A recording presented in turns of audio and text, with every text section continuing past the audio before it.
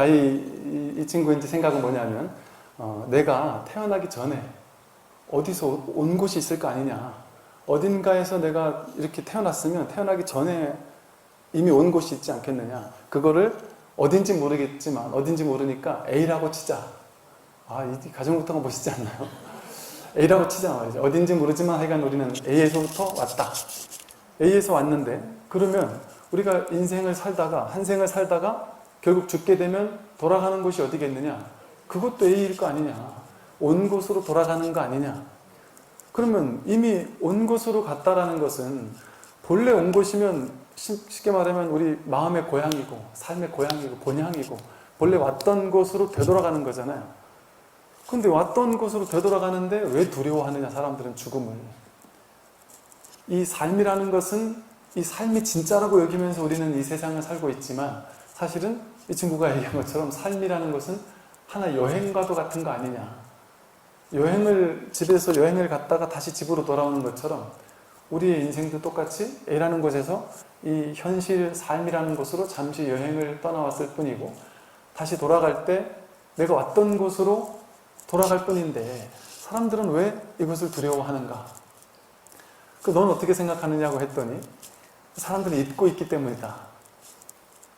무엇을 잊을까요? 내가 왔던 곳으로 되돌아간다라는 사실을 모르고 지금 이 현실, 지금의 이 인생, 이 삶, 이걸 진짜라고 생각하는 거죠. 이걸 진짜 생생한 현실이라고 착각하는 겁니다. 이게 아주 중요한 통찰인데요.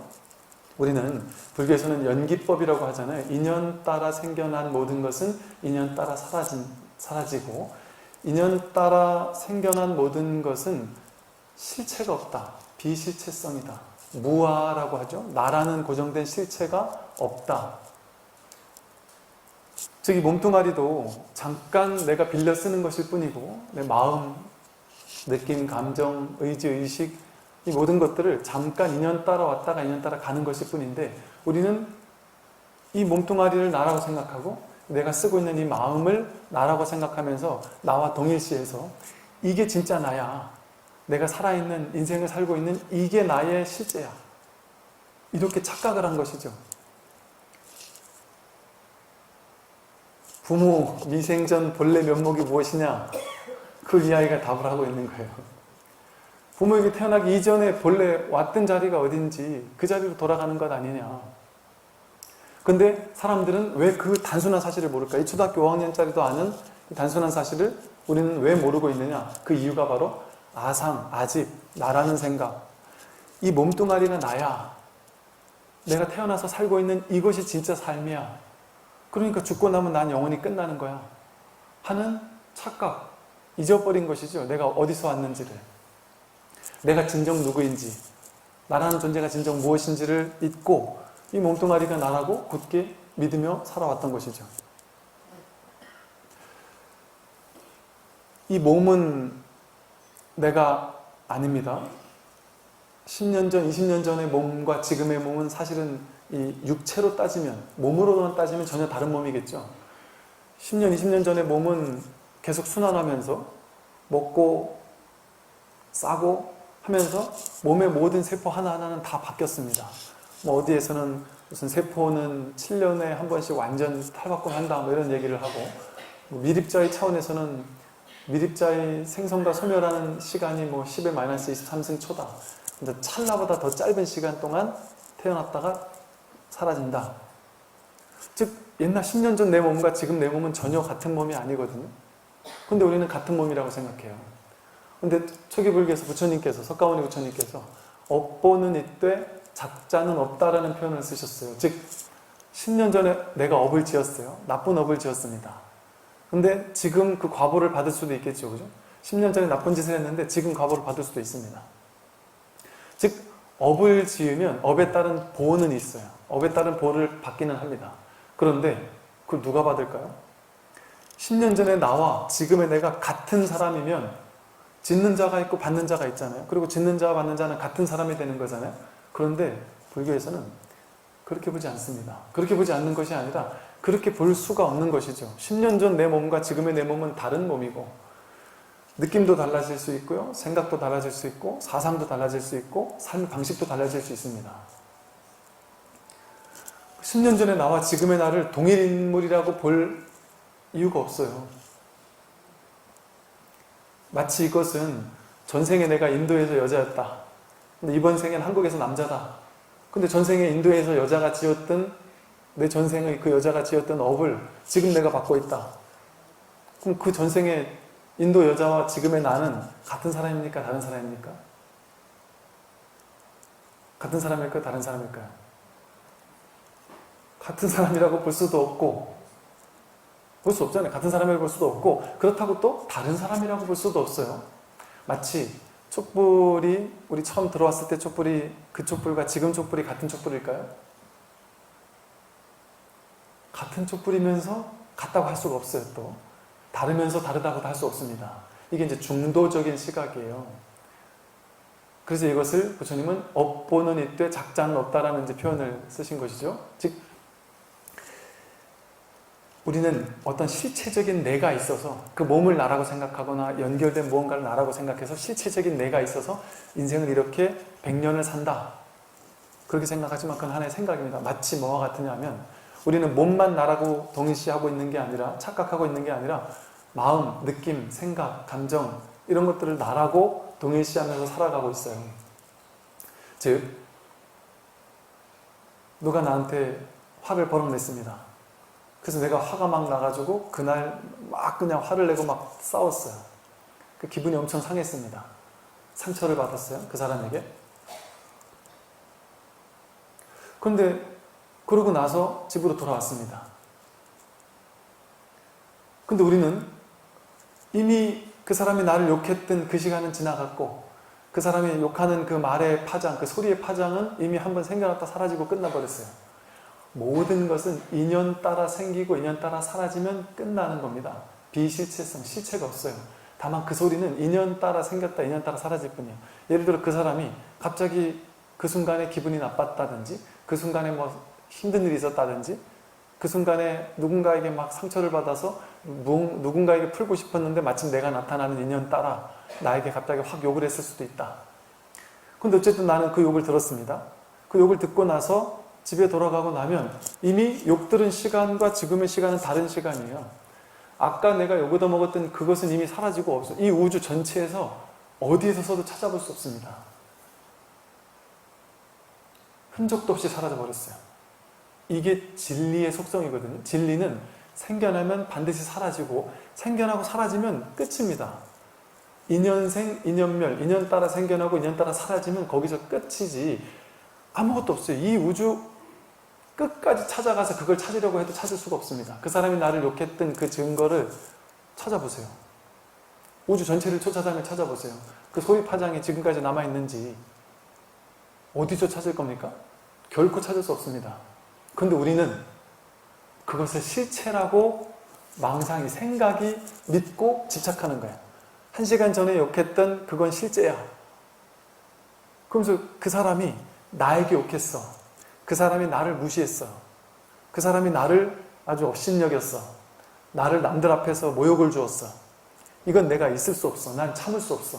어떤 일이 있어도 내가 복수하고 말 거야 하는 내가 일으킨 생각이죠. 그 소리 파장, 그 사람이 욕했던 그거에 대해서 내가 일으킨 생각을 진짜라고 믿고 진실로 믿고. 왜? 그때 욕 얻어먹었을 때 이 나를 나라고 느끼니까. 저 사람이 나에게 욕했다라고 이걸 나와 동일시하니까. 그 감정적으로 상처받았던 마음을 나라고 느끼니까. 그때 상처받았던 그 느낌을 나라고 생각하는 거예요. 우리는 오온을 나라고 생각합니다. 몸뚱아리를 나라고 생각, 색수상행식, 몸뚱아리, 수, 느낌, 상, 생각, 의지, 의식 이걸 나라고 생각하니까 내 느낌이 상처받은 느낌을 받았을 뿐인데 그걸 내가 상처받았다 이렇게 생각하는 거예요. 이건 착각입니다. 완벽한 착각입니다.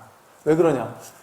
어떤 사람은 여러분도 마찬가지예요. 여러분이 A라는 사람이 여러분한테 욕하면 하루 이틀 3일이 지나도 막 화가 날 때도 있지만 또 B라는 사람이 나에게 욕하면 아무렇지도 않을 때도 있어요.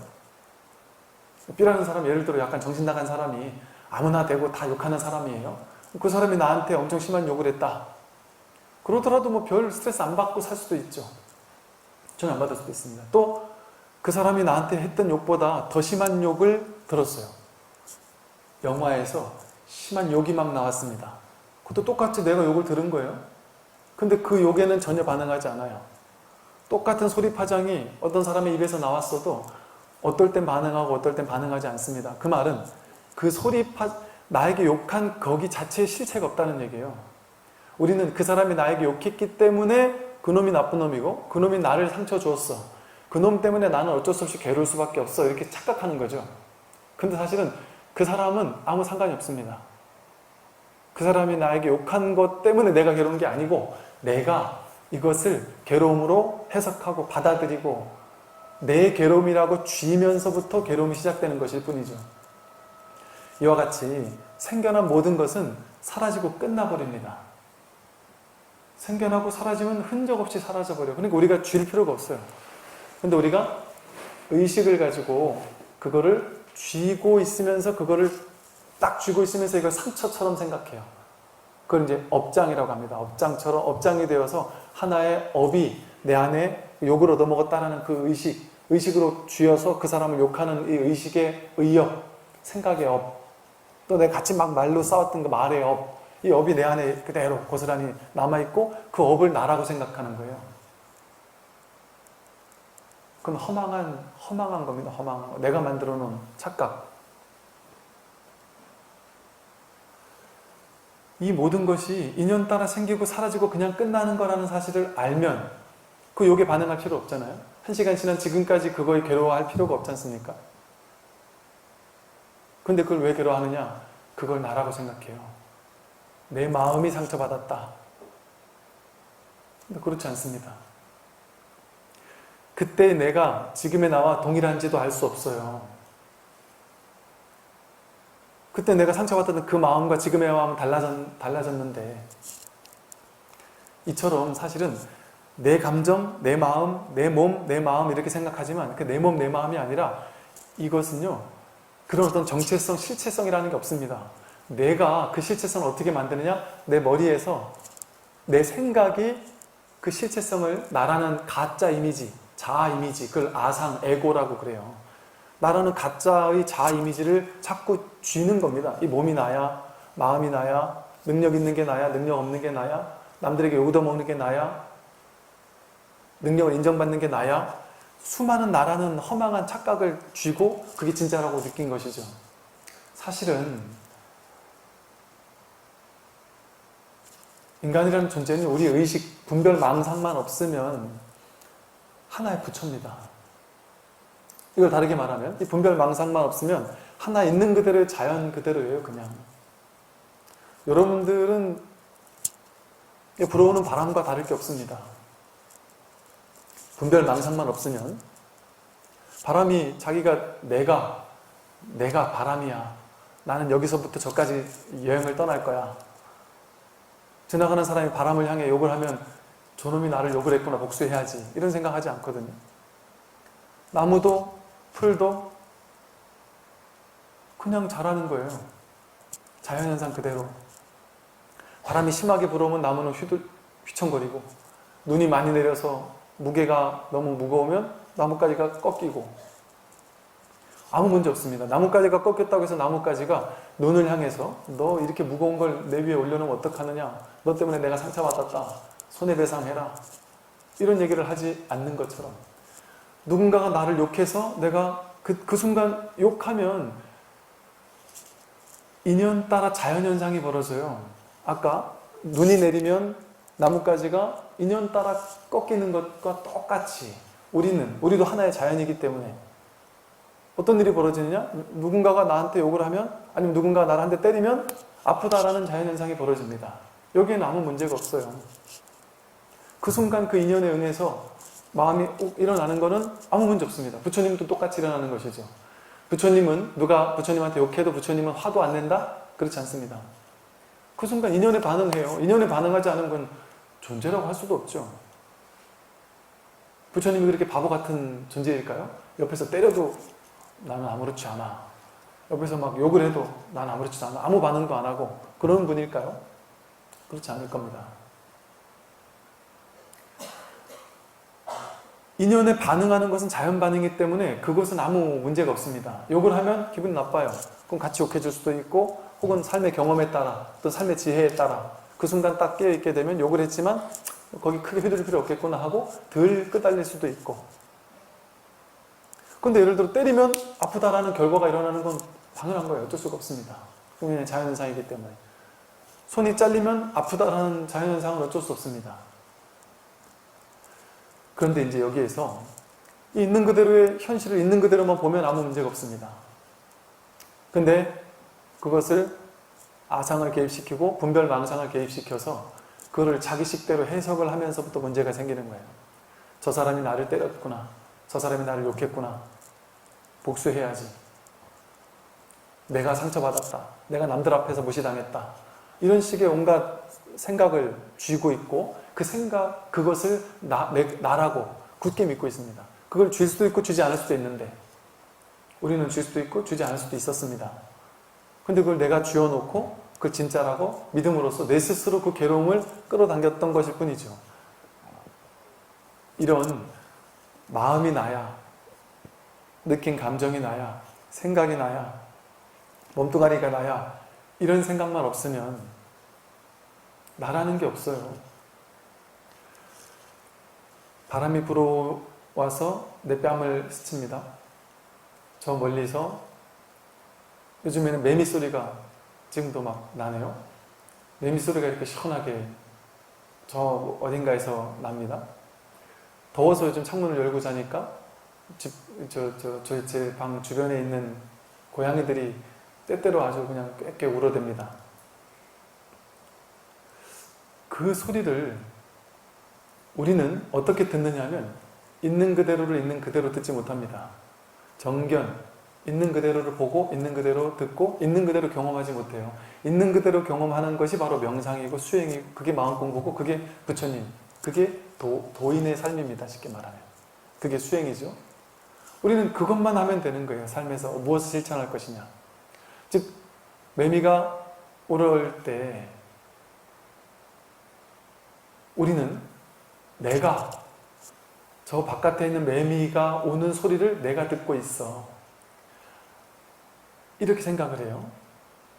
그래서 심지어 한 발 더 나아가서 이 매미는 그냥 자연현상인데 여기 시비를 거는 사람도 가끔 있죠. 아, 저놈 때문에 내가 잠도 못 자겠네. 시끄러워서 내가 살 수가 없네. 이렇게 얘기하면 그냥 있는 그대로의 아무 문제 없는 자연현상에 내가 공연히 시비를 거는 것이죠. 시비를 걸 수도 있고 걸지 않을 수도 있는데 내가 저거 때문에 방해받았다. 이렇게 생각을 하는 겁니다. 자기 생각이 상처받는 것이지 쟤는 우리에게 상처 줄 아무런 의도가 없습니다. 이것과 똑같은 현상이 윗집에서 뛰는 것도 똑같아요. 아파트 윗집에서 막 뛰는 게 너무 상처받았고 너무 스트레스 받아서 윗사람을 올라가서 칼부림을 하는 사람도 있잖아요. 그런데 윗집에서 막 뛰는 게 그냥 정겨울 수도 있어요. 아주 정겨울 수도 있습니다.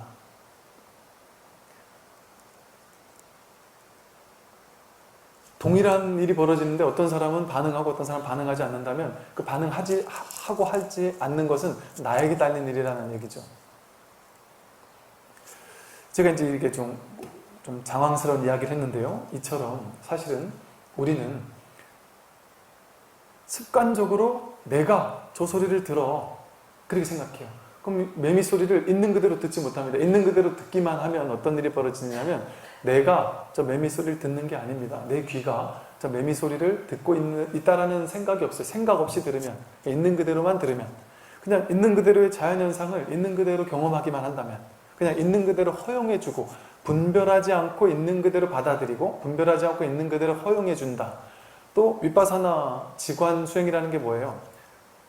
혜민 스님이 멈추면 비로소 보이는 것들, 멈추고 보라는 게 지관인데요. 윗바사나인데요. 이게 무슨 얘기냐면 분별로 저걸 들었어요. 매미가 우는 소리를 내가 듣는다. 이게 다 분별입니다. 나와 매미를 둘로 나눠놓고 내가 저 소리를 듣는다. 이렇게 듣는 건 있는 그대로 듣는 윗바사나가 아닙니다.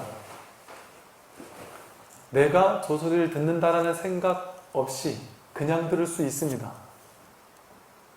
그냥 듣게 되면 어떤 일이 벌어지냐면 내가 저 소리를 듣는다라는 게 아니라 그냥 들려올 뿐이에요. 지금 웅 하는 소리가 들렸어요? 이런 소리가 들릴 때 이게 뭐지? 뭐 민방위 훈련을 하나? 아니면 밖에 뭔 일이 생겼나? 아니면 이런저런 생각이 바로 붙잖아요. 그건 윗바사나 있는 그대로 관하는 것이 아니고 그 소리를 내 식대로 해석하면서 듣는 거예요. 그건 그 소리를 직접적으로 경험하는 게 아닙니다. 그 소리에 대한 내 머릿속의 판단을 경험하는 것이죠. 그리고 그 소리를 내 머릿속에 판단한 그 생각을 그 소리라고 믿고 그 생각을 마주하는 겁니다. 그 소리를 있는 그대로 접촉하는 게 아니고요. 우리는 한 사람을 만날 때도 그 사람을 있는 그대로 만나지 못합니다. 그 사람에 대한 내 생각, 내 해석을 그 사람이라고 여기면서 내 안에 있는 생각을 만나는 거예요. 그 사람에 대한 이미지를 만나는 거예요. 그 사람을 있는 그대로 만나는 게 아니에요. 그런데 우리가 사람이 되었든 자연의 모든 것이 되었든 보이는 것, 들리는 것, 냄새 맡는 것, 맛보는 것, 감촉을 느끼는 것, 생각하는 것, 모든 것들을 내 생각으로 분별망상으로 걸러서 해석해서 듣지 않고, 즉 색안경이라는 필터로 걸러서 보지 않고 있는 그대로 보고 있는 그대로 경험하면, 그걸 있는 그대로 본다고 하죠. 윗바사나 사념처라고 하죠. 있는 그대로 경험하면 그때 내가 저걸 경험한다는 생각이 안 듭니다. 이것은요, 꼭 수행자만이 아니라 시인들도 간혹 이런 것들을 경험하는지, 시인들이 쓰는 시들을 봐도 그런 게 있어요. 저 어떤 소리가 들리는데 내가 저 소리를 듣는 것인지, 저 소리가 나를 듣는 것인지, 저것과 내가 둘인지 하나인지도 모르겠다. 뭐 이런 식의 어떤 시를 쓰는 사람들이 있거든요. 즉 우리는 이 소리를 들을 때 첫 번째 자리에서 듣기만 하면 내가 저 소리를 듣는다는 생각 없이 그냥 듣게 됩니다. 마치 저것과 비슷해요.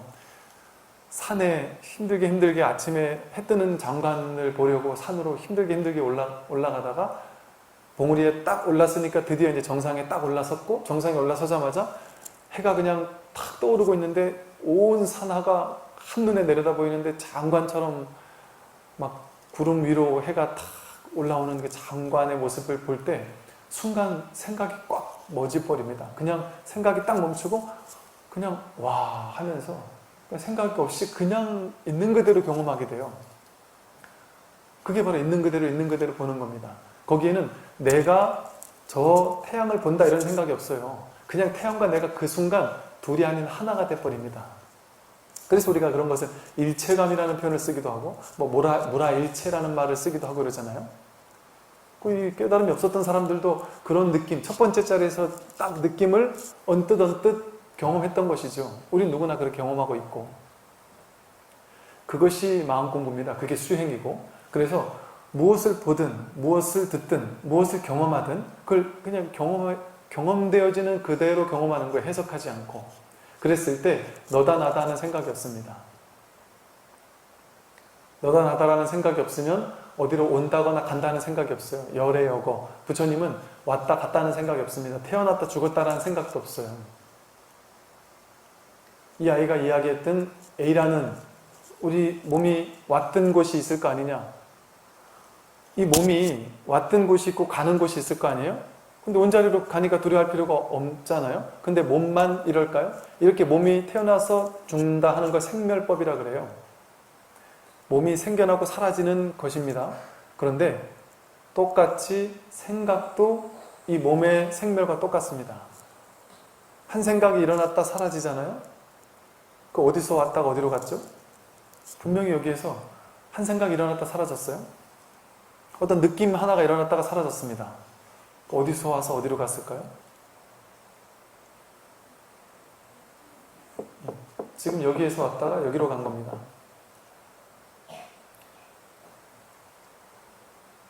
온다 간다라고 할 수가 없어요. 그래서 열애여거, 부처님은 여여하게 오고 여기하게 가는 분, 어디에서부터 왔다 어디에서부터 간다, 왔다 갔다라고 하면 오는 곳이고 가는 곳이 있어야 되잖아요. 그러면 둘로 나뉘는 분별법입니다. 불법은 불이법, 둘이 아니다. 오로지 하나의 진실, 일불승, 일진법계, 오로지 하나의 진실밖에 없다고 합니다. 저 밖에서 저 소리가 지금 들려오는 게 아닙니다. 지금 같은 자리에서 내가 온 자리가 바로 지금 이 자리고, 내가 가는 자리가 바로 지금 이 자리고, 지금 살아가고 있는 자리가 바로 이 자리입니다. 또 다른 자리, 이런 자리가 있는 것이 아니다. 그래서 우리는 사실은 이 아이가 했던 말처럼요, 우리는 두려워할 필요가 없습니다. 죽음에 대해서 전혀 두려워할 필요가 없습니다. 우리는 매 순간 생멸을 경험하고 있거든요. 생각이 일어나고 사라지는 것도 생멸이고, 감정이 일어나고 사라지는 것도 생멸이고, 모든 것이 생멸법입니다. 그래서 저는 사실은 이 아이의 이 이야기를 듣고서 제가 막 너무 크게 혼자서 이렇게 이걸 듣다가 웃었어요. 너무 놀라워서.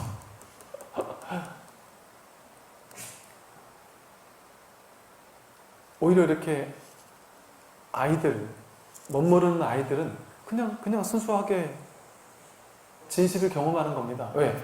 내가 본래가 진실이기 때문에. 내가 본래가 분별을 하지만 않으면 언제나 우리는 진실의 자리에 놓여 있거든요. 우리는 결코 죽음에 대해서 두려워할 필요가 없습니다.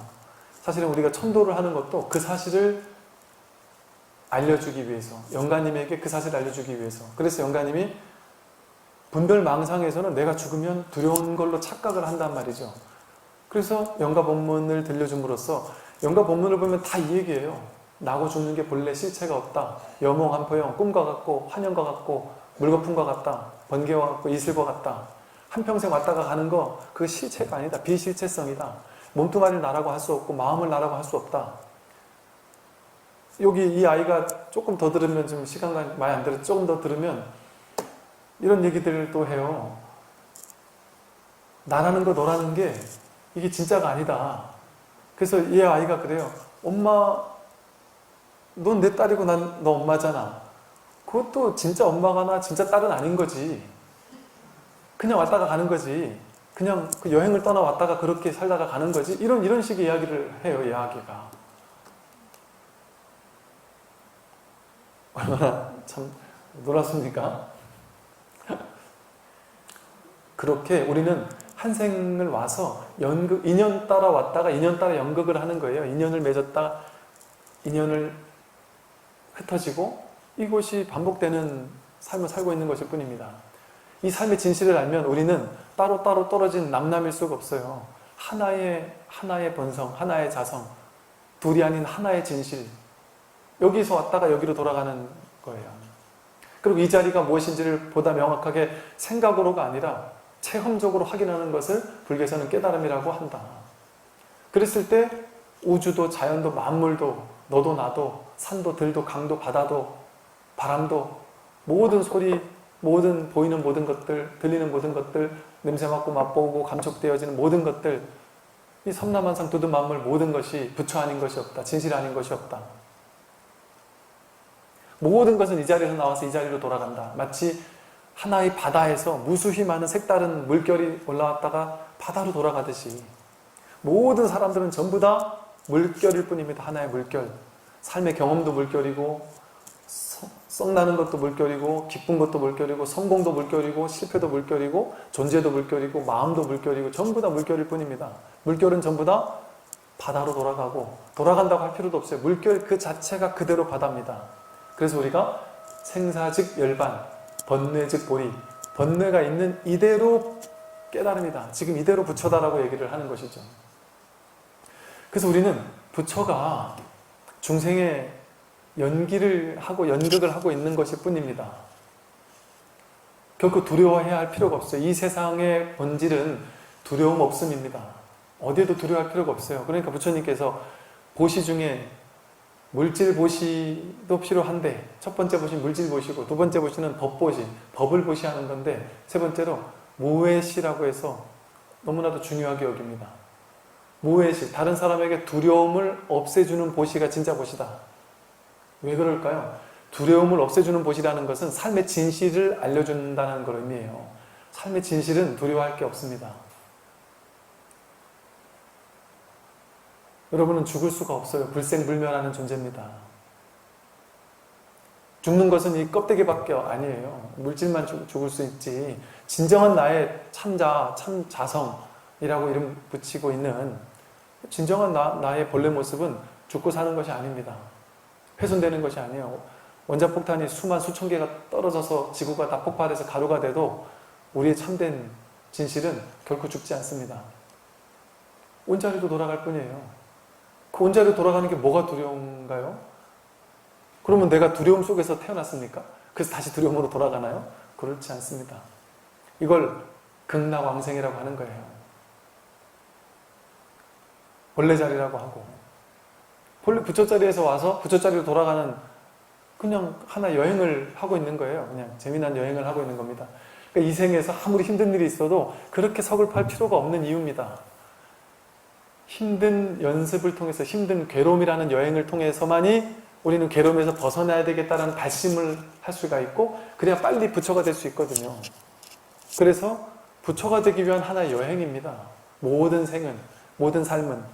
그러니까 모든 삶에는 괴로움이라는 요소가 반드시 필수적으로 주어져요. 왜? 괴로움이 있어야 괴로움에서 벗어나야 되겠다라는 발심을 하죠. 내가 부처가 되겠다는 발심을 하거든요.